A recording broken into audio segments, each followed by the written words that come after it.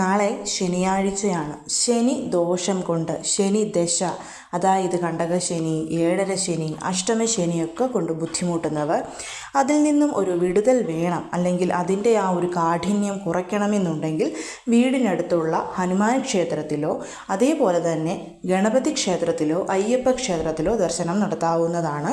അതിനോടൊപ്പം തന്നെ ആൽമരമുണ്ടെങ്കിൽ ആൽമരത്തിന് ജലം സമർപ്പിച്ച് 7 പ്രാവശ്യം പ്രദക്ഷിണം വെച്ച് പ്രാർത്ഥിച്ചാൽ ശനി മുക്തി, ശനി ദോഷ കാഠിന്യം കുറയുന്നതാകും.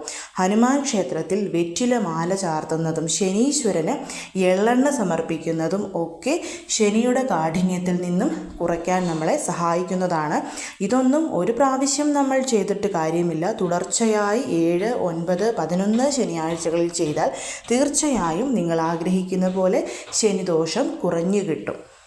ഇന്ന് വെള്ളിയാഴ്ച ചെയ്യേണ്ടുന്ന ലക്ഷ്മി പൂജയെക്കുറിച്ച് അറിയണമെങ്കിൽ താഴെ കാണുന്ന ആരോ ബട്ടണിൽ പ്രസ് ചെയ്താൽ മതിയാവും.